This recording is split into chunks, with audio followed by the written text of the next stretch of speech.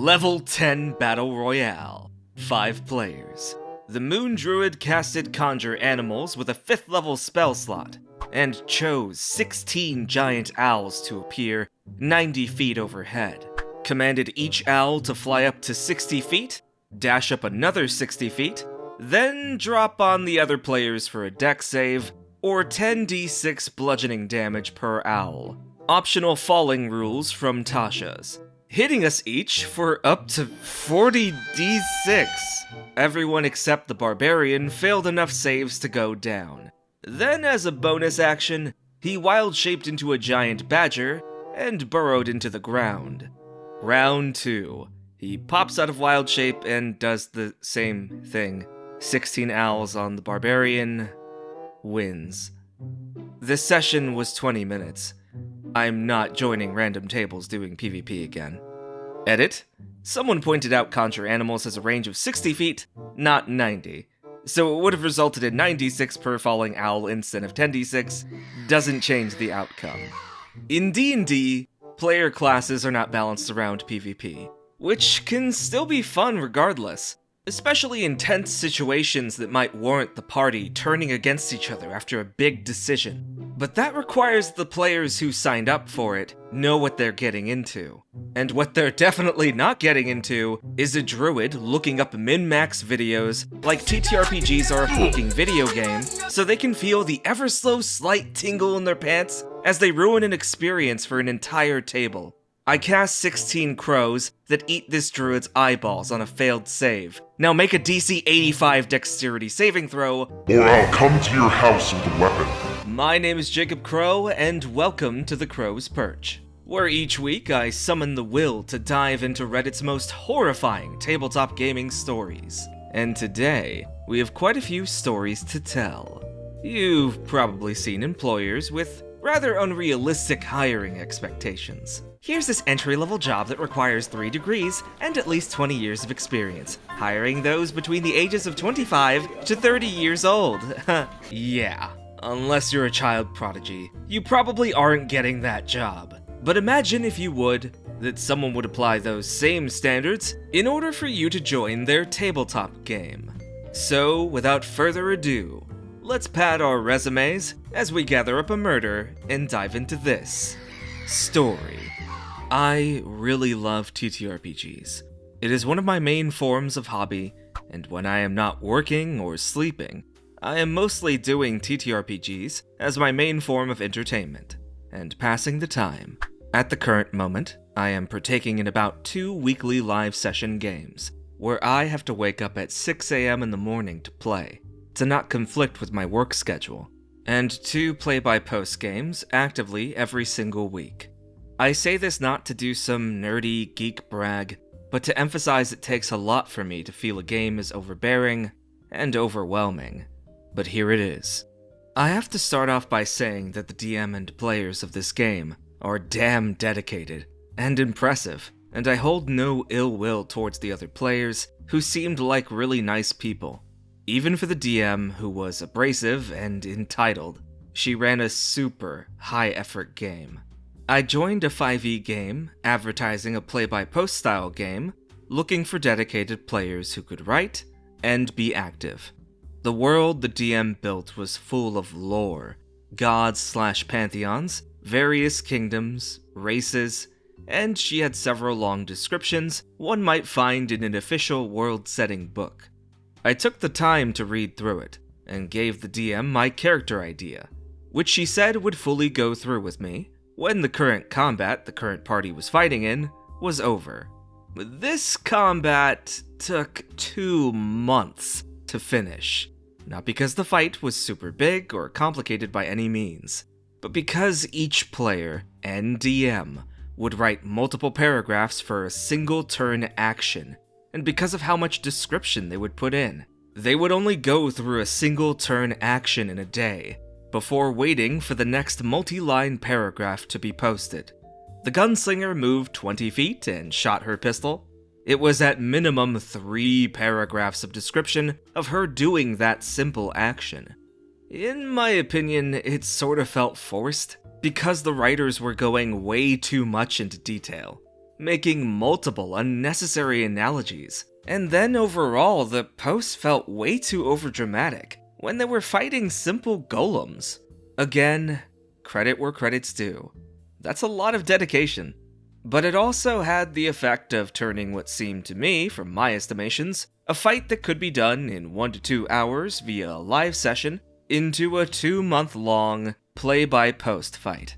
And all I could do was read for the 2 months. When the fight was finally finished, the group decided they would schedule an actual live session to finish up the dungeon they were in. This live session, the DM told me, typically lasted 8 to 10 hours, with an hour break in between, and typically was done a day where everyone was free. While that in itself was intimidating, the DM also told me she wanted me to watch the session to see how they play and get a feel for their games. I did not want to. I had already waited 2 months in the Discord for the single combat to finish, and she wanted me to schedule an entire day on my only 2 days off work? Just reading people playing a game? I told her respectfully I would decline, and if they could provide me a short summary, it would help me a lot. What follows was her basically telling me that she had doubts about my dedication to TTRPGs, and that if I couldn't make the session, it was questionable if I should stay. Respectfully, I told her making me stay a near half a day just watching others play was too much. She disagreed, and with passive aggressiveness told me that she felt like I was wasting her time. I responded saying that again, respectfully. All she did was invite me to the Discord, and she didn't use up any time on me, because we hadn't even gone through our character yet, and at most she just read my application to her game. When she responded with more passive aggressiveness, going, "Excuse me? Do you think reading through applications and making decisions is something that takes a minute? You don't think that it takes effort in vetting people and also making the advertisement? It sounds like you have trouble having any sort of empathy for others." I decided that it wasn't for me. I thanked her for her time, said the game wasn't for me, and left the Discord. Only for her to message me a few hours later on Reddit. I only briefly glanced at the message, but the thing was literally like 15 paragraphs. What little I managed to skim as I blocked her was basically her calling me selfish, asking me to apologize, and stuff about how only the truly dedicated can play in her games. I never thought there could be TTRPG games too dedicated for me, and all I can think of after all of this is... There's always a bigger fish. For some reason I knew if she wrote 3 paragraphs for one-turn actions, she probably texted on her phone the exact same way. You know, writing, the act of writing, isn't just putting words on the page. There is intention, there is feeling, there's actions. There is something being conveyed that has meaning. And when it doesn't, you keep it short or you don't write it. To me, these people don't sound like good writers. They wrote bloated descriptions that overtook the actual actions the characters had taken. Longer descriptions don't mean better ones. And efficiency in conveying your thoughts are what a good writer makes. So while I will agree with the OP that yes, they were dedicated, they were definitely misguided, to put it mildly. Brevity is the soul of wit, after all. And to that end, let's move on. Everyone loves badasses. From John Wick to Leon S. Kennedy, there's something about seeing a potentially autistic man with a chip on his shoulder. I've sent my right hand to dispose of you. Your right hand comes off? Who kicks ass and takes names. But, of course, there's always someone out there that really wants to be that kind of badass. And they very clearly aren't that guy. You're not that guy, pal. Trust me. You're not that guy. The kind of person that twists a story about how they went to Mexico for vacation with their family and pops a tire on the freeway, who then goes home to tell everyone how they were stopped by violent cartels and how they barely made it out alive. The kind of guy who never signed up for the military, but constantly talks about how much of a warrior and a patriot he is. I probably just described your uncle, and I'm very sorry that he's like that. But alas, the DM of this story goes out of his way to show every player that comes to his table that he's the coolest, meanest, hardest game master out there. Listen up, players. My wife left me. So without further ado, let's blow this popsicle stand and flex our way into this next story. Ugh. This is less of a story from gaming, but something I found while looking through ads for games. I shall just quote some of the things that they are using to highlight themselves, to get you to join their paid game. Yes, this person wants you to pay them to run a game. And this is how they are selling themselves. How they describe their real-world experience for running Shadowrun. Shadowrun is a world of the occult and criminals, and boasts a unique tactical combat system. You serious? I am an American-born citizen that has spent over 5 years in Mexico. I've rubbed elbows with all kinds of criminals in the USA and Mexico. Spent time training with various militias around the US. Prevented a cartel from kidnapping my 9-year-old daughter. And although I am a Messianic Jew today, I am quite familiar with the occult. My life experiences guarantee a more authentic experience for players interested in running in the shadows of the criminal underworld. They go on to further describe themselves in an attached PDF, which, yes, includes an entire section on their personality type and star sign. They are Leo, if you were curious. And note, I purposefully redacted their name when they stated it. The rest of it, with them talking about themselves in the third person, 100% copy-paste from their PDF. As a Messianic Karate Jew, this GM believes in the laws of the Torah, first 5 books of the Bible, but is not interested in preaching or entering into a religious debate at the gaming table, ensuring that the focus of the game remains on the gameplay, rather than religious or political discussions. Badass is an absolute monarchist, and therefore finds himself most aligned with Republicans and Libertarians in terms of American politics. But he also isn't interested bringing political discussions to the gaming table. Yeah, I'm a real American is a f***ing monarchist. The founding fathers would like to know your location. Okay, enough memeing on the guy, let's just keep going. With military, militia, and real-world criminal experience, this GM is well equipped to create complex and challenging scenarios for their players. They have a deep understanding of the dynamics of power and conflict, which can be reflected in the game world they create. Their knowledge of occult subjects may also come into play, adding an extra layer of mystery and intrigue to the game. Finally, this GM has a no-nonsense attitude and will not tolerate players who attempt to push their own agendas or views on others. They are strongly opposed to feminists, liberals, and what they perceive as weak, sissy snowflakes, and will not allow discussions that they believe detract from the game's focus. Players can expect a game master who's highly skilled, organized, and passionate about creating an engaging and immersive world, but who also isn't afraid to enforce the rules and keep the game focused on the gameplay. Some of their table rules. Number 5, it's a man cave. Women are absolutely welcome at the table, but be aware that the environment is decidedly masculine and hostile to the slightest expressions of feminism or males acting like snowflakes. In fact, easily triggered weak women probably shouldn't bother to show up at the table at all. Unlike you snowflakes, I'm not so easily triggered. Sees a woman. Number 7, vulgarity. The narrator may narrate scenes that are exceptionally vulgar whenever appropriate.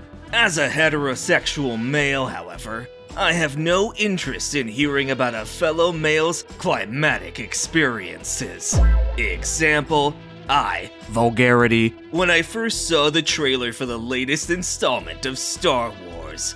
Or, okay, that elf woman is so that my character totally has a vulgarity, and he's vulgarity. What the fuck? Why is this even a rule? Of course you shouldn't be doing shit like this at the table. Did this come up? You know, honestly, with the kind of people this ad might have attracted, it probably did. Number 8, erotic content. This is gonna get bad. Narration may include R-rated sexual content that is not intended to arouse players. Example, you can hear the girl, erotic content, in the stall next to you, and see that there are 2 people in that stall. Do you want to kick the door in, hose them down with your submachine gun, or do something else? They even have a section about house rules. Number 1, the GM will resolve any situation without a dice roll if sees fit. Example, instead of rolling to figure out exactly how many members the vehicle advanced, the GM found it appropriate to simply narrate that the enemy had finally caught up with us. And then he simply declared that the orc in the bed of the pickup truck fired an RPG on our armored van, and we were facing a 22-die attack from an anti-personnel rocket.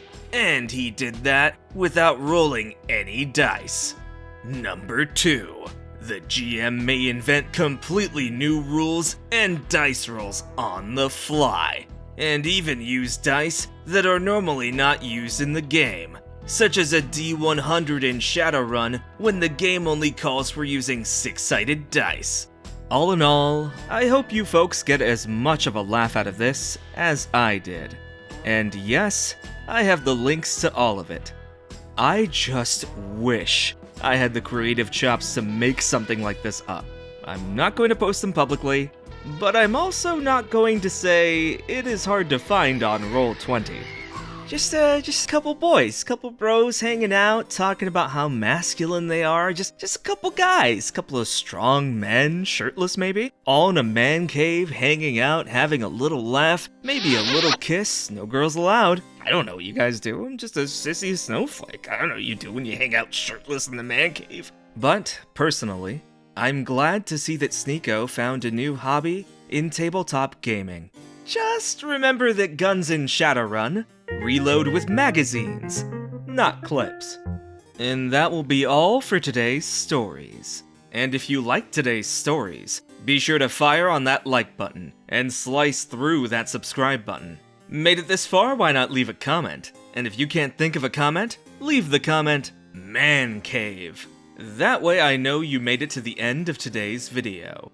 But if you would like to support the Crow's Perch even further, then feel free to become one of our patrons, either by hitting the join button or following the link to my Patreon in the description down below, so that you can join the Burb aristocracy, like our counts of Quills, like Reuven, Tecrus, Eryn Kados, Kirito Kazuto, Critical Kunic, Evix, King Drazil, Christian Pipp, Cosmosis, Rykis, JadedGale, Hailey Thompson, Zerofang, and Netscape Navigator.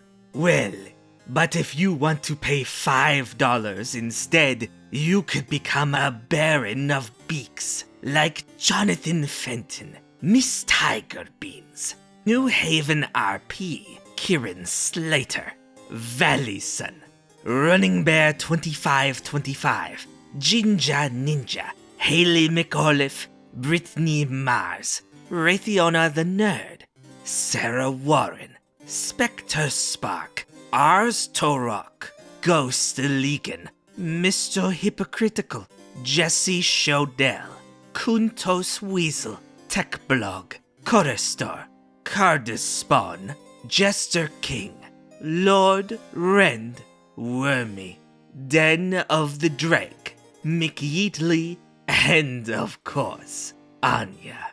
Leon, I really need you to pay $10 for my sister.